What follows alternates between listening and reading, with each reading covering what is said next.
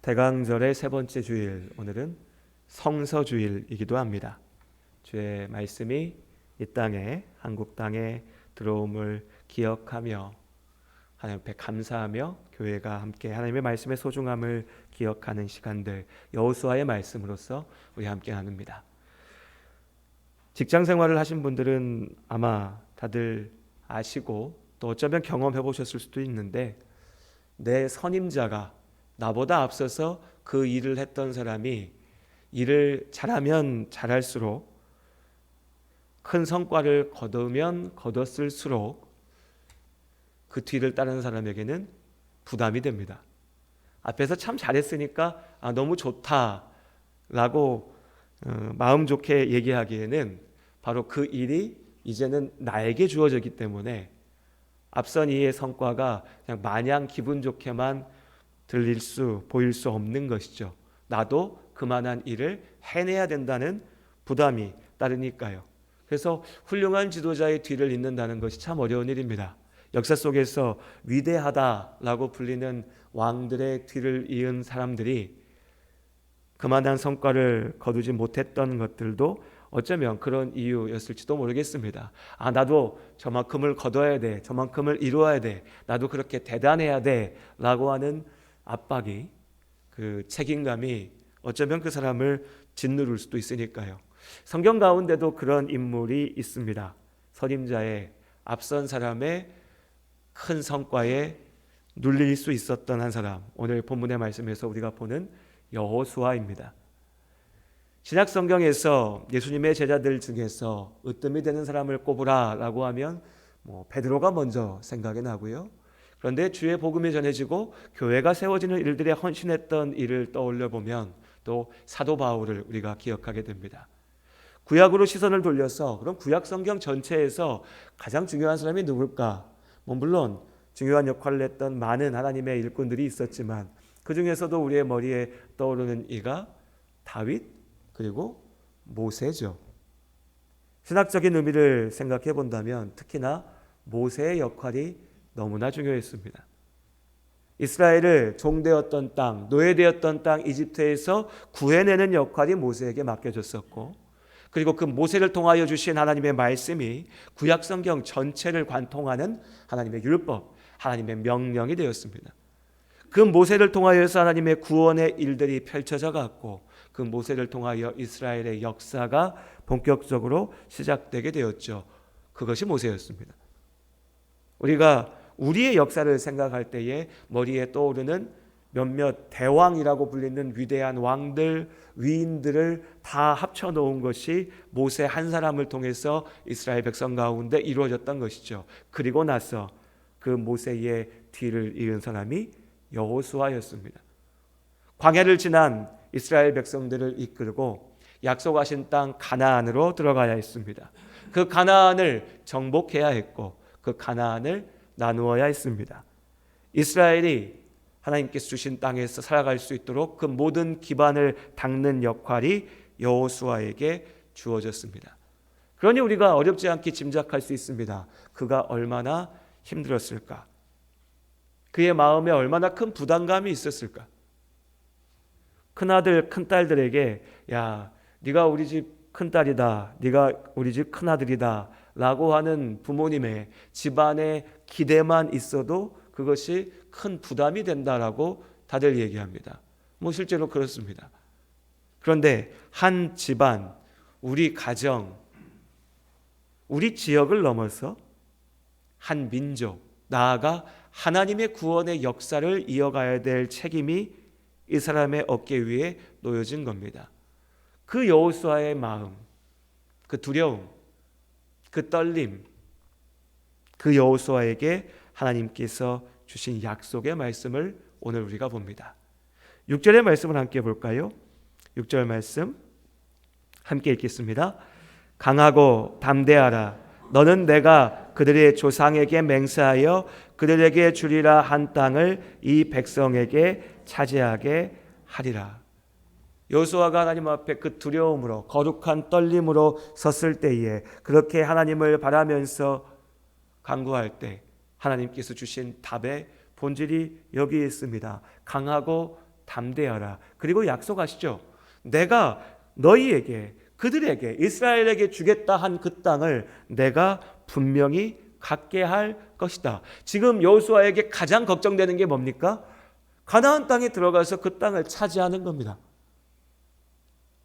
가나안의 문턱까지 왔습니다. 요단강을 건너서 가나안에 들어가야 됩니다. 그런데 그 땅을 차지하고 있는 가나안 족속들이 있습니다. 죄악의 민족들이 있죠. 40년 전에 이집트에서 나와왔던 그 이스라엘이 정탐꾼을 보냈다가 우리가 저 땅에 들어갔다간 죽겠다. 이기지 못한다. 우리보다 힘이 세다. 강하다. 할 수 없다. 도망쳤던. 그래서 광야 40년을 보내야 했던 그들이 그 땅에 그대로 자리 잡고 있었습니다. 여호수아가 그 땅에 들어가야 되는 겁니다. 나 혼자의 목숨도 두려울 텐데 내가 이끄는 수백만의 이스라엘 민족들을 이끌고 들어가야 되는 겁니다. 그에게 하나님께서 주신 말씀, 내가 그 땅을 너희에게 차지하게 할 것이다. 하나님의 축복은 여기서 그치지 않습니다. 이어지는 7절과 8절의 말씀 가운데 하나님께서 여호수아에게 말씀하십니다. 네가 어디 가든지 너와 함께 할 거다. 내가 그 땅을 너에게 차지하게 할 것이다. 네가 나아가는 그 모든 길들을 평탄하게 할 것이다. 내가 네가 하는 모든 일들로 형통케 할 것이다. 그야말로 여호수아의 마음속에 있었던 그 모든 두려움과 떨림, 나아가서 어쩌면 여호수아는요, 하나님, 내 딴 건 모르겠고, 사람이 그렇지 않습니까? 급하면 다른 게 눈에 안 들어오죠. 지금 내일 닥칠 일이 내 마음에 조급하면요, 1년 뒤, 10년 뒤 무슨 상관입니까? 그게 뭐 어떻게 내 머리에 들어옵니까? 사람은 그것까지 보지 못합니다. 그냥 당장 내일만 어떻게 해결되면 좋겠다. 내가 오늘 하루만 좀 살아낼 수 있으면 좋겠다. 지금 이 순간의 어려움을 좀 극복해내면 좋겠다라고 하는 게 우리의 마음이죠. 여호수아라고 뭐 얼마나 달랐겠습니까? 여호수아도 어쩌면 하나님, 이제 가나안 들어가는데 이 첫 싸움에서 이기게 하여 주시옵소서. 하나님, 나에게 맡겨진 책임이 너무나 막중한데 이스라엘 사람들이 내 말 좀 잘 듣고 따라올 수 있게 하여 주시옵소서. 내가 결정 잘못 내리면 우리 이 민족이 다 흩어져 버릴 수도 있는데 하나님, 내가 엉뚱한 길, 잘못된 길 찾아가지 않게 하여 주시옵소서. 이게 전부였을 수 있습니다. 그의 기도에, 그의 간구에. 그런데 하나님께서 그에게 약속하신 복은 여호수아의 바람과 갈망을 넘어섭니다. 하나님, 내가 오늘만 어떻게 좀 살게 하여 주시옵소서 간구할 때 하나님께서는 내가 너의 평생 동안 함께 할 것이다. 하나님, 이 문제만 해결하게 하여 주시옵소서라고 할 때 하나님께서는 너의 인생 가운데 부딪히는 모든 문제 가운데 내가 이기게 할 것이다. 내가 너로 살게 할 것이고 내가 너를 지킬 것이고 내가 너로 형통하게 할 것이다. 하나님께서 그렇게 여호수아에게 말씀하셨습니다. 선포하셨습니다. 이것이 하나님께서 복 주시는 방법인 줄로 믿습니다. 우리는요, 하나님, 내가 지금 집을 찾고 있는데 이 집 좀 어떻게 구해지게 하여 주시옵소서. 하나님, 내가 지금 직업을 구하고 있는데 이 직장 좀 빨리 어떻게 좀 해결되게 하여 주시옵소서. 이걸 붙잡고서 기도하고 근심하고 괴로워하고 의심했다가 또 매달렸다가 하나님이 안 해주시나 화가 났다가 그래도 하나님밖에 없습니다라고 다시 불부짖었다가 왔다 갔다 하지만요, 우리의 그 간구 가운데 하나님께서는 내가 너의 삶을 지키고 너와 함께하고 평통케 하고 형통하게 할 것이다 라고 말씀하십니다. 우리 하나님께서 우리를 사랑하시고 복 주시는 하나님이신 줄로 믿습니다. 우리가 착각하는 겁니다. 우리가 길을 찾지 못하고 헤매는 겁니다. 내가 하나님 믿고 사는데 인생을 그렇게 살면서 하나님 믿고 사니까 어쩌면 잘 될 수도 있고 어쩌면 이 문제가 해결되어질 수도 있고 어쩌면 내 인생에 복이 찾아올 수도 있으니 내가 하나님 앞에 가서 기도도 해보고 또 그러다 보니 마음이 더 깊어지면 헌금도 좀 한번 해보고 또 은혜가 생기면 소리 질러서 기도도 해보고 안 되면 어쩔 수 없고 이게 아니라고요. 하나님께서 영원 가운데 우리를 택하시고 하나님 앞에 있게 하신 줄로 믿습니다. 이 자리에 계신 우리 성도님들, 하나님의 부름받은 택함받은 하나님의 자녀인 줄로 믿습니다. 그 하나님께서 우리의 삶에 복을 주십니다. 내가 생각하는 그런 복이 아닙니다. 하나님이 나를 사랑하시기에 세상의 주인이신 하나님께서 내 삶을 책임지시는 복입니다. 그 복을 온전히 알고 누리며 살아가시기를 주님의 이름으로 축복합니다. 그것이 우리의 자리입니다. 그 기준을 가지고서 하나님의 말씀 앞에 나아가는 겁니다. 그 복을 누리면서 하나님 앞에 살아가는 거죠. 오늘 하나님께서 여호수아에게 그렇게 말씀하셨습니다. 그리고 그 모든 복의 말씀들 뒤에 주시는 하나의 말씀, 7절의 말씀에 오직 강하고 극히 담대하여 나의 종 모세가 너에게 명령한 그 율법을 다 지켜 행하고 우로나 좌로나 치우치지 말라. 이 모든 것들을 약속하시고 하나님의 약속을 한마디로 하면 이겁니다. 내가 너를 책임질 거다. 내가 너를 살게 할 거다.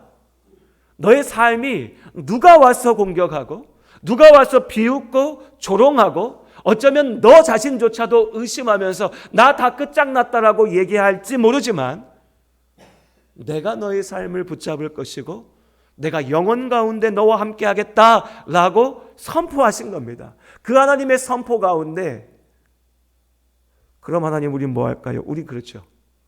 우리는 항상 이렇게 뭔가 거래를 하려고 합니다. 뭔가 대가를 찾으려고 합니다. 왜 나한테 그냥 줘요?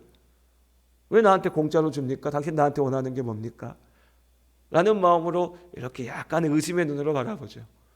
예, 하나님께서 우리에게 말씀하신 것이 한 가지 있습니다. 그 한 가지가 뭐냐? 야, 내가 너한테 이렇게 많은 거 줄 테니까 너도 나한테 뭐 좀 바쳐야지.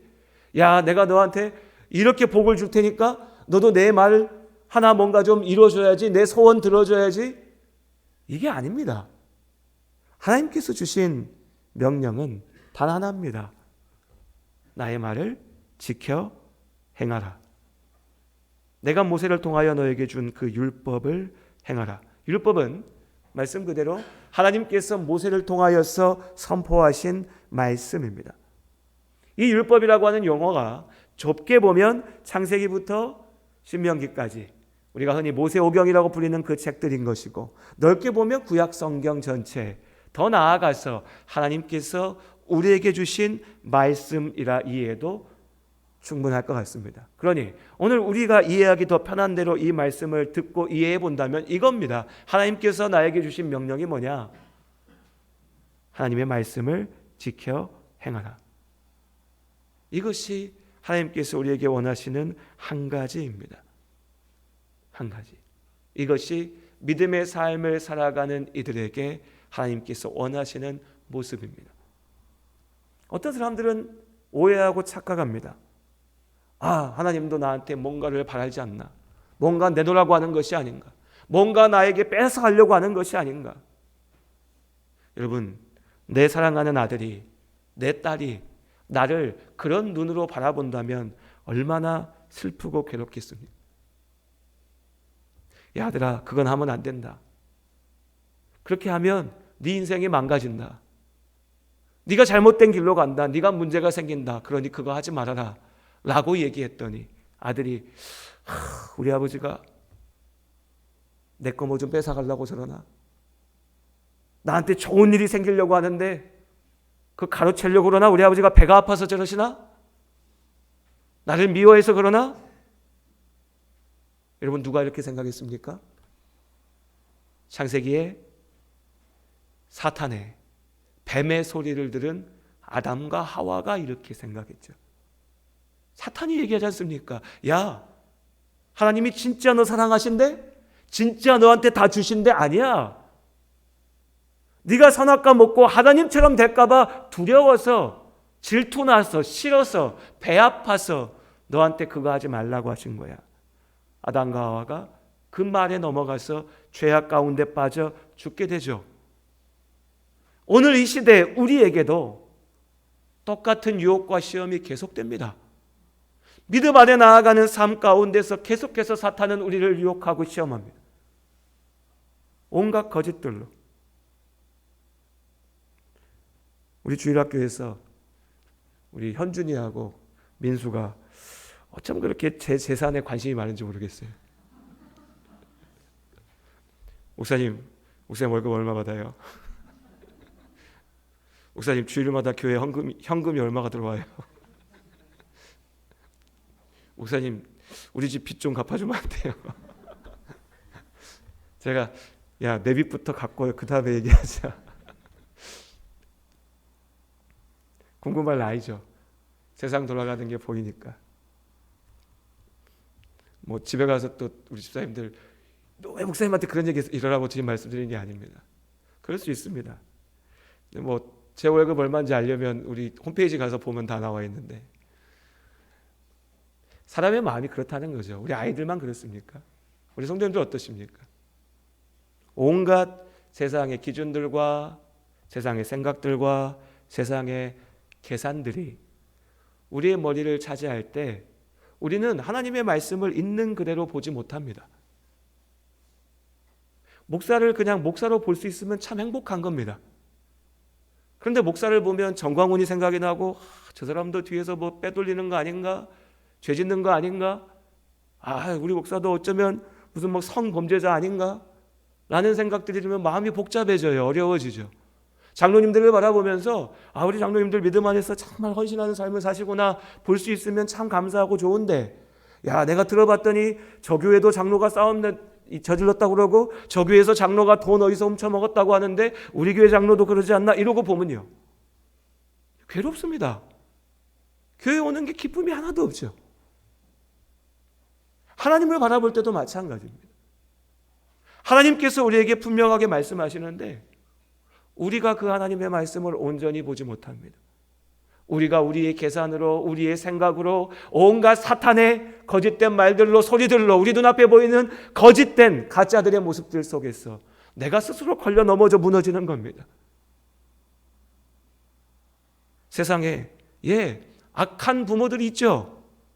부모답지 못한 부모들도 있습니다. 그렇다고 내 부모가 악하다는 게 아닙니다. 세상에 죄 짓는 많은 사람들이 있다고 내 옆에 있는 사람들이 다 죄만 짓고 사는 사람들이 아닌 거죠.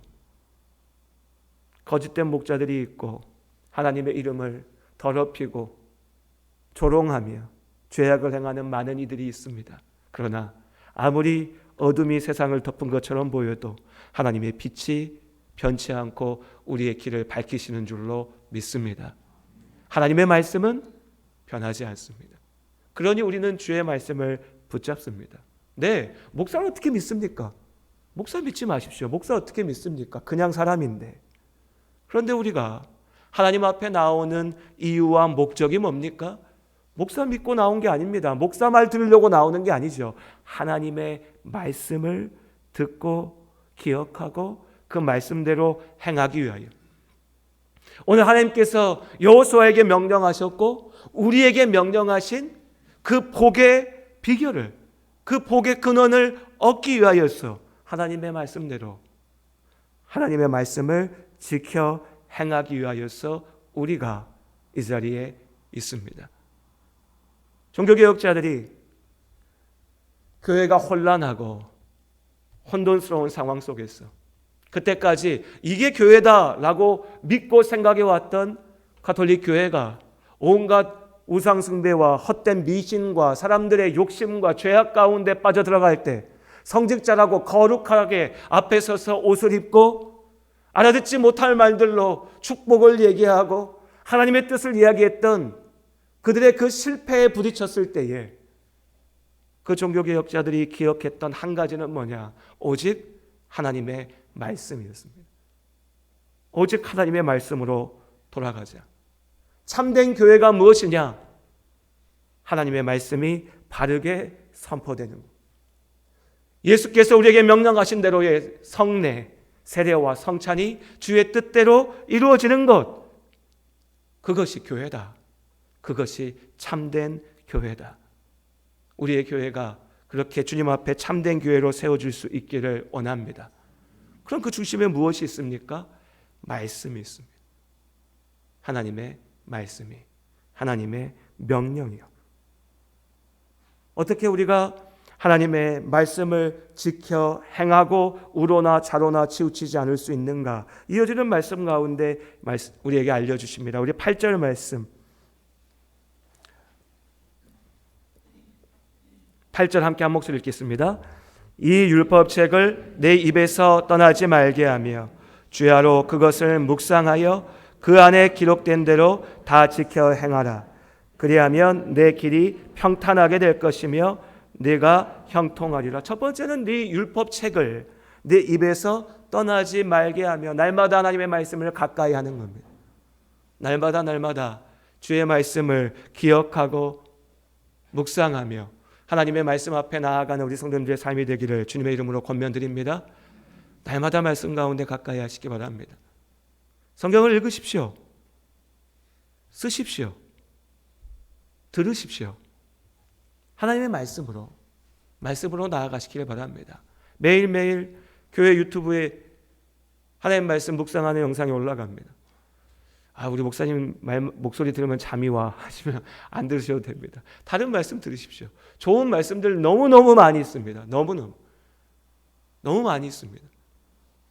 찾으려면 귀찮아. 스마트폰에 요즘에 AI 다 앱 깔려 있죠. 거기 물어보십시오. 그냥 야, 오늘 읽을 성경 구절 알려줘. 알려줍니다. 그냥 야, 내가 딱 1분만 성경 말씀 읽고 싶으니까 하나 띄워줘. 딱 올려줍니다. 그냥 읽으십시오. 묵상하십시오. 하나님의 말씀을 날마다 가까이 하시기를 바랍니다. 하나님의 말씀을 가까이 하기에 너무 좋은 시대에 우리가 살고 있습니다. 그런데 그 시대에 우리는 온갖 다른 것들 보느라 정신이 없죠. 뉴스도 봐야 되고 드라마도 봐야 되고 쇼츠 릴스도 봐야 되고 세상살이도 봐야 되고 즐길 거리도 봐야 되고 온갖 것들 투자도 해야 되고, 그 모든 것들 속에서 우리가 잊지 말아야 될 한 가지는 하나님의 말씀입니다. 하나님의 말씀을 가까이 하는 삶을 사시기를 주의 이름으로 권면드립니다. 그리고 그만큼이나 중요한 것, 그리고 그 속에 우리가 빠져서는 안 될 함정. 목사님, 나는 날마다 말씀 있습니다. 난 날마다 성경 말씀 있습니다. 목사님 아침마다 카톡 보여주는 거 내가 읽고 성경 구절 한 구절씩 다 읽습니다. 예, 읽을 수 있습니다. 진짜 중요한 건 뭡니까? 야고보서 2장 22절에 너희는 말씀을 행하는 자가 되고 듣기만 하여 자신을 속이는 자가 되지 말라. 이 말씀 그대로죠. 듣기만 하여 자신을 속이는 자가 되지 말라. 우린 자꾸 자신을 속입니다. 주일날, 일요일날 와서 예배드리고 나면 그래도 내가 뭔가 한 것 같습니다. 목사님 설교 내가 30분 듣고 왔어.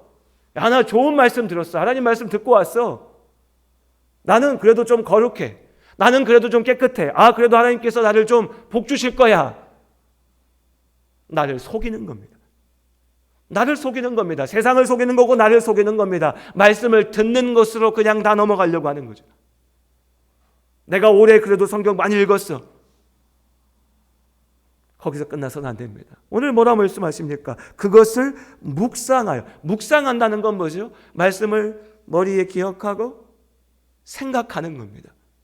이 말씀이 무엇을 의미할까? 무엇을 뜻할까? 에티오피아를 향해서 갔던 그 고관이 마차에서 이사야서의 말씀을 읽으면서 계속 고민했던 것처럼 이 말씀이 뭘 뜻하는 거지? 하나님께서 이걸 왜 나에게 듣게 하실까? 보게 하실까? 그럼 나는 어떻게 해야 되는 걸까?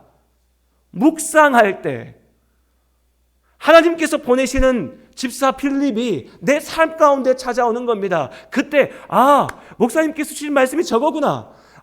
내가 들은 성경의 말씀들이 이걸 뜻하는 거구나. 설교가 이걸 얘기하고 있는 거구나. 내가 처음엔 이해가 되지 않았는데 가만히 묵상하면서 기도했더니 하나님께서 나로 알게 하시는구나. 그 말씀을 온전히 알고 행하는 겁니다. 행하는 것. 2026년에 나는 어떻게 살아야 될까? 어떻게 삽니까? 답은 하나입니다. 하나님의 말씀대로 사시기를 주님의 이름으로 축복합니다. 하나님 말씀대로 사십시오. 하나님 말씀대로. 세상에 자기 개발서, 우리가 이렇게 살아야 됩니다. 이렇게 돼야 됩니다. 이렇게 운동을 해야 되고, 이렇게 투자를 해야 되고, 이렇게 지식을 쌓아야 되고, 이렇게 인간관계를 만들어 가야 되고, 온갖 책들이 있습니다. 온갖 강연들이 넘쳐납니다. 네, 그 안에 일말의 지혜가 분명히 담겨 있습니다. 배울 것들이 있겠죠. 그런데요, 그 모든 것들이 또 가만히 살펴보면요, 20년 넘게 쭉 살펴보면 어떤 줄 아십니까, 여러분? 마치 유행처럼 반복됩니다. 유행처럼 반복돼요. 어떨 때에는 새로운 게 좋다고 온 세상이 얘기합니다. 새로워야 된다, 도전해야 된다, 변화해야 된다. 한 3, 4년, 4, 5년 쭉 지나잖아요. 그러면요, 다시 이전의 것들에 지혜가 있다. 우리가 오래 지켜왔던 것들이 좋다. 예전에 했던 대로 계속 해가야 된다. 또 막 얘기해요. 또 그러다 보면요, 또 그걸 다 뒤섞어 놔야 된다. 융합해야 된다. 섞어야 된다. 사람의 지혜는 그냥 거기서 맴도는 겁니다. 우리 인생에 흔들리지 않는 방향은 너무나 분명합니다. 하나님의 뜻대로 나아가는 삶 가운데 하나님께서 약속하신 복으로 함께 하실 줄로 믿습니다. 그것이 우리의 기준입니다. 내가 알지 못하는 길을 가도 내 속에, 내 손 안에 정확한 지도가 있다면, 우리 요즘 같으면 스마트폰이 꺼지지 않고 팀앱, 카카오맵만 잘 찾을 수 있으면 길 잃지 않죠. 두려워하지 않습니다.